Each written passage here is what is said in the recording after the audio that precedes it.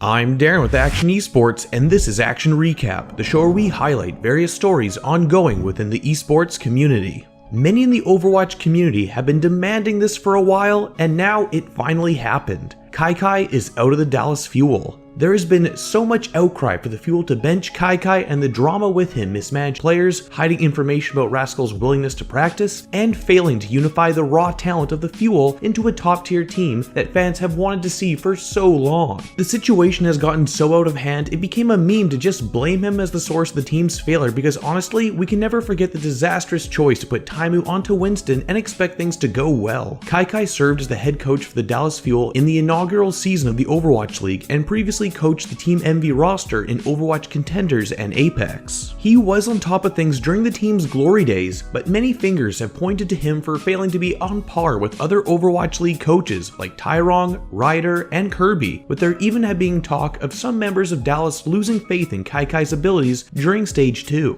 Dallas Fuel owner Mike Rufail had this to say on the matter. Quote, "We will always appreciate Kyle's commitment to this organization. He is a true competitor who coached our team through a great run and a Contenders Championship. Unfortunately, we have not replicated that championship level of success in the Overwatch League this season. While we recognize many of the challenges Kyle faced with the Dallas Fuel were beyond his control, there comes a time when change is necessary for the team to move forward, and we felt that time is now." When the news broke, Kyky tweeted his farewell message thanking his players for the good run. He attempted to answer questions from fans, but the mix of disrespect and awkwardness of a majority of the inquiries motivated him to call it quits. With Kyky stepping down, Dallas Fuel assistant coach Emmanuel Peak Uzoni was named intern head coach effective immediately. In addition, the Fuel have signed Kang Vol'jin Mingyu of Meta Gaming in Korea to the coaching staff. Vol'jin has worked alongside the likes of Florida Mayhem coach Ryder, who have both proven themselves as coaches capable of developing struggling players and young teams into strong rosters. Vol'jin's work with Metagaming's B team, Metabellum, is a testament to his expertise, as he is able to turn a team that was considered to be the weaker counterpart to the organization's main lineup, Meta Athena, into a set of players that have become one of the favorites to win the first season of Contenders Korea after starting off as a relatively untested underdog team. The success of this team has not gone unnoticed, with Boston Uprising signing Metabellum's Aim God before the player trade deadline, and now it seems that the Fuel are also looking to dip into the Korean talent pool of this organization. Hopefully, with Vol'jin and a new head coach, the Fuel will be able to start tackling their slew of problems, ranging from internal communication to coming up with a cohesive game plan against different Overwatch League teams. Seeing as how Ryder managed to help Florida turn around their performance towards the end of Stage 2 and continue to remain a competitive team capable of taking the likes of NYXL to a best of 5, Fuel fans are hopeful that Vol'jin will make a significant impact upon his arrival. In a more surprising turn of events, the Fuel have also released their latest Korean DPS edition, Rascal, from the team. Rascal was acquired in a transfer from the London Spitfire earlier this season and was released after playing only a handful of games, with only 2 appearances in Stage 3. It is unknown presently why Rascal was released from the team, but in the announcement, Rufail cites that the player's commitment failed to meet expectations and had an unwillingness to communicate. This is somewhat contradictory to what Rascal previously discussed on stream about how he cared deeply about improving the Fuel and wanted to have the team work extra hard to escape the rut they are currently in, to the point where he would get frustrated seeing the poor team atmosphere and the lack of drive in some individuals. He tried to bring this Korean mindset into the team, but this didn't fly with Kyky, and it now appears that the upper management of the Fuel believe that he is now more trouble than what he was initially worth. Realistically, this is all we can tell as outsiders, so we don't really know what's going on behind closed doors, but Rufail tweeted that the release of Rascal and Kyky was something agreed upon by the entire team and every active player. Weighing in on the news, people in the scene such as Harsha and MonteCristo criticized the decision, stating that it was unfortunate to happen just as the team was seeing improvement as of late with OGE, and implied that it was a failure of upper management rather than Kyky. Quote, "Having known the Dallas Fuel players and operations for the last 18 months, I think this move is the wrong one for the team. If you want to attract good coaches, you can announce they have full control, see improving results, and then fire them a few weeks later." xQc reacted to the news, revealing several key failures within the organization while stating his respect for Kyky. Interesting takeaways that were dropped were the shocking apparent lack of tryouts for Rascal and OGE, stemming from the secretive nature of the team's management, with Rascal, quote,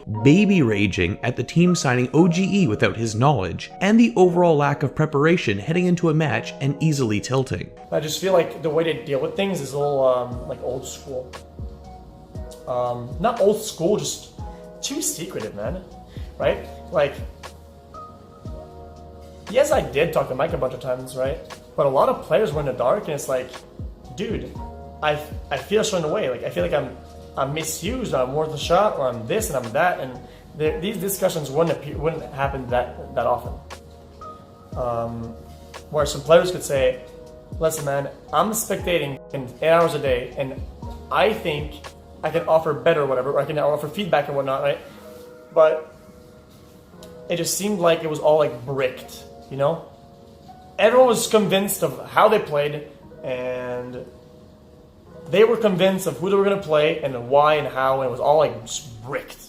Stepping back a bit from the blame game going on, we can make an interesting comparison to Rascal and his former Spitfire teammate Fissure. Both started off under the same circumstances, but one has found great success, making the Gladiators a force to be reckoned with, while the other is now teamless. I'd like to think that in part, it's because the Gladiators had the structure set up and knew what they were getting into when signing a Korean pro midway through Stage 2. Bishu was key in his transition, acting as the primary in-game translator to make his integration go smoothly. Rascal's team didn't have a bilingual player, as Effect is still learning English, so I can see how Rascal could have grown frustrated as his helplessness as someone who has mechanical ability and knowledge but cannot relay them effectively to his teammates. Fissure went into this on his stream last night after hearing the news himself. I'll leave a link to the transcript translated by TizRobin311 in the description box below, but one thing Fissure points out and is grateful for is that without someone like Bishu, he could see why Rascal would get incredibly frustrated and that he could very well be in the headlines, leaving his team as well without him. Quote, I can imagine how frustrated he had been. If I didn't have Bishu, I would probably be in the news today as well. Farewell, Fissure. As it stands, Rascal can't be signed to an Overwatch League team officially, but interested parties can still approach him with a pseudo offer or even have him join an academy team for the time being, that is, until the player signing window opens again next season.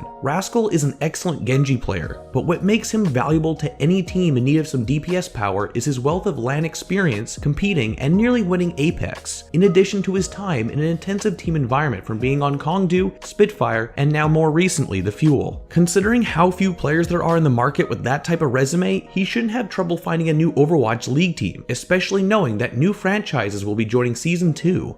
The Dallas Fuel are currently 8th in the Stage 3 standings and 10th overall. Their next match will be against the San Francisco Shock on Wednesday, April 18th at 6 p.m. PST.